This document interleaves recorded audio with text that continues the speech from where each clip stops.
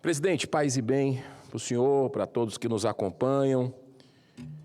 Olha, eu confesso que a gente, nesse trabalho aqui no Senado, que para mim é missão de vida, senador Exalci, a gente tem vitórias e tem derrotas. Isso faz parte do mundo democrático que a gente vive. Mas o que eu vi hoje na CPI do crime organizado, presidente Chico Rodrigues, que o país tinha uma expectativa enorme com relação a passar a limpo a tragédia humanitária que nós vivemos no Brasil, onde mais de 50 milhões da população vive sob o domínio de facções criminosas. O Senado teve a chance.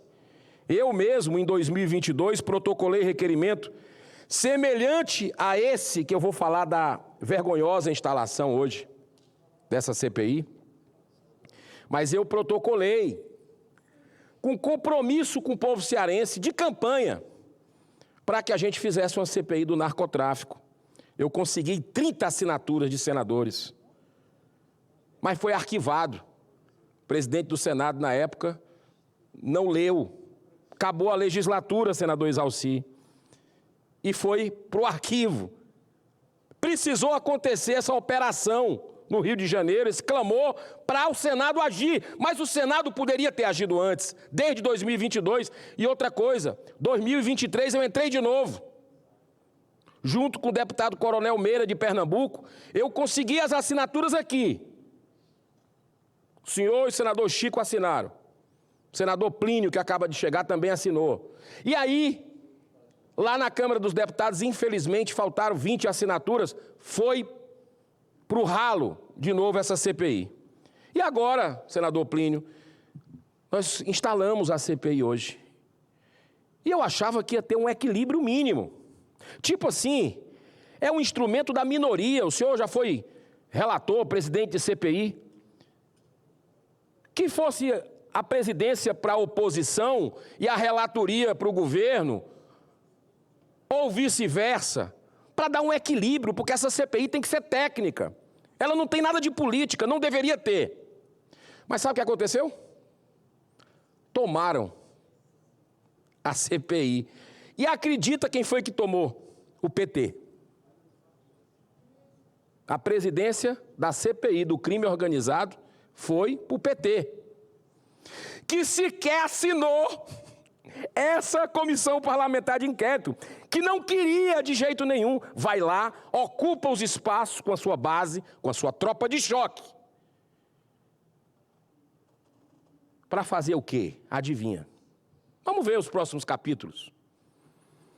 Manifestei a minha indignação. Votei por outro candidato de oposição para fazer esse equilíbrio, essa independência. Mas perdemos por um voto, porque partidos da base se movimentaram de ontem para hoje, tiraram nomes que estavam certos para votar, botaram outros.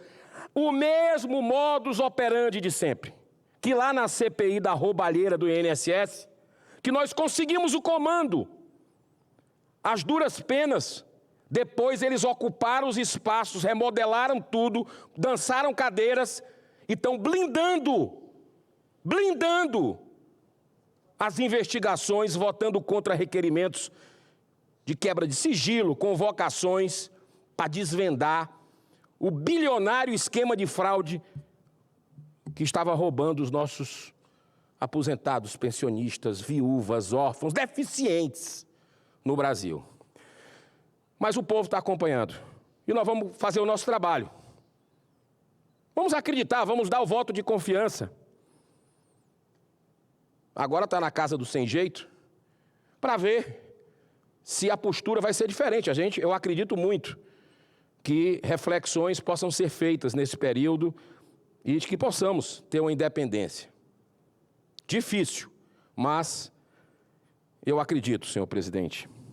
Porque o meu estado do Ceará está vivendo uma tragédia, eu não vou repetir aqui. O senhor sabe das pessoas sendo expulsas de casa, do crime organizado dominando comércio, dominando áreas do empreendedorismo, deixando a população aterrorizada. E esse governo, que hoje emplacou o presidente, é um governo que não declara o crime organizado, essas facções, como terroristas. Aliás, esse governo passa a mão na cabeça de terroristas, como o do Hamas, como o narcoditador Nicolás Maduro, Daniel Ortega e por aí vai. O Brasil está vendo isso. O próprio presidente Lula, ele votou contra. Uma lei que nós fizemos aqui, que nós aprovamos, ele vetou, na verdade, que é o fim da saidinha temporária. Olha os sinais trocados desse governo o tempo inteiro. Repito, dos 12 municípios mais violentos desse país, de meu Deus, 10 estão em estados administrados pelo PT. O Ceará, o meu Ceará e a Bahia. Mas, senhor presidente, a questão é muito complexa. E por isso que essa CPI poderia entrar numa seara que é do judiciário também, que faz a polícia enxugar gelo. Vai lá, faz o seu trabalho e depois começa a flexibilizar, a soltar gente, e aí vem a impunidade. Em 2019, o PSB de bola ingressou no STF com a DPF 635, que questionava a forma como o estado do Rio de Janeiro, outro estado lindo que tem uma tragédia humanitária acontecendo, conduzia as operações policiais nas comunidades mais pobres, localizadas nos morros. Essa ação ficou conhecida como a DPF das favelas e estava sob a condução do ministro Fachin. Mas agora, depois da repercussão nacional da mega operação das polícias do Rio de Janeiro nos complexos do Alemão e da Penha, a ação foi subitamente transferida de forma provisória para quem? Para o ministro Alexandre de Moraes, que acabou de sair agora aqui do Senado, a tiracolo com o presidente dessa casa, que não analisa, não coloca para votar, para abrir um processo de impeachment aqui. Há tempos, são mais de 80, e o campeão é o ministro Alexandre de Moraes. Acabou de sair daqui, a tiracolo. Entregaram para ele, lá no STF, essa relatoria da DPF das favelas.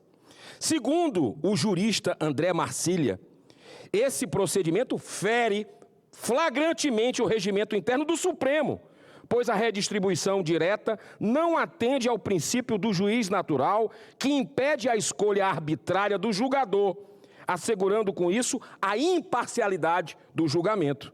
Então, nesse caso específico, a DPF deveria ser inicialmente transferida ao ministro mais antigo, já que o Barroso era o relator e saiu. O decano deveria assumir, que atualmente é o Gilmar Mendes. Mas, estranhamente, mais uma vez, é assumida por Alexandre de Moraes. Fica parecendo que ele é o único ministro com capacidade para julgar ações complexas.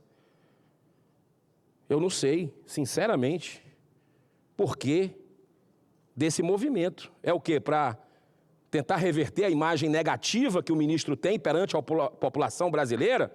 Está querendo entrar nessa seara? Que a população do Rio apoia a mega operação, está claro que apoia, cidadão de bem, que é a maioria do povo, quer um enfrentamento, sim, à criminalidade. Claro, para ter o direito de ir e vir, de lazer. Então, senhor presidente, utilizaram como argumento para entregar a relatoria para o ministro Alexandre de Moraes, que essa mudança é em caráter de urgência e provisória. Argumento insustentável.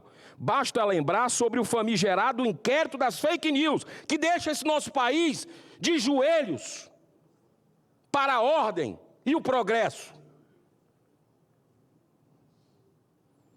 Que Dias Toffoli transferiu diretamente para Alexandre de Moraes ainda em 2019 e está aberto até hoje como uma espada na fronte do cidadão brasileiro de bem. O inquérito interminável, o inquérito do fim do mundo, como dizia o ministro Marco Aurélio Mello.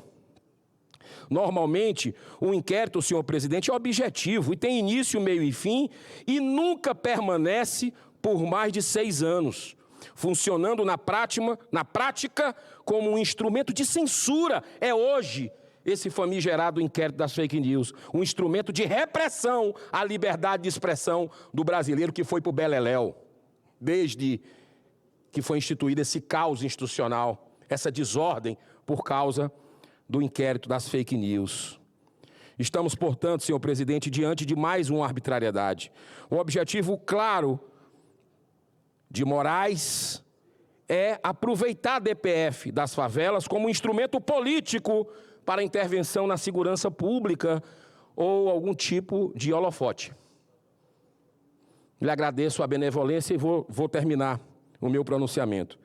Prova disso foi a imediata convocação da audiência para ouvir autoridades do Rio de Janeiro, como, por exemplo, o presidente do Tribunal de Justiça, o Ministério Público e principalmente o governador Cláudio Castro. Tudo irregular, pois no julgamento de qualquer DPF não cabe esse tipo de ação, cabe apenas audiências temáticas com o objetivo de levantar informações necessárias para o melhor julgamento. E o ministro Moraes foi lá no Rio de Janeiro, fez questão de ir lá no Rio de Janeiro, atuando como um verdadeiro político. Ou seja, o ministro do STF não deve investigar e nem fiscalizar. Isso é atribuição das polícias e do Ministério Público. Ministro apenas julga. Mas nós temos lá um delegado, temos a vítima, temos tudo junto. A gente já viu esse filme acontecer no próprio julgamento do dia 8 de janeiro. Estamos, portanto, diante de mais um abuso de autoridade. São ações claramente políticas de alguém que, mesmo não tendo recebido nenhum voto da sociedade, quer invadir competências, funcionando ora como presidente da República, ora como presidente do Congresso e agora como governador. Nesses 40 segundos eu encerro com a frase. Um pensamento do célebre escritor russo Leon Tolstói, que teve sua obra literária proibida pelo regime da União Soviética por mais de 80 anos, senhor presidente. Abro aspas. Temos que viver construindo um caminho para um mundo melhor. Nosso objetivo deve ser o de deixar esse lugar melhor e mais alegre para se viver tanto para aqueles que vieram conosco, como para aqueles que vierem depois de nós. Que Deus abençoe a nossa nação. Muito obrigado pela sua benevolência, sempre, presidente, muito presente nessa sessão, de segunda a sexta, senador Chico Rodrigues, pontual como sempre. Obrigado. Quero agradecer.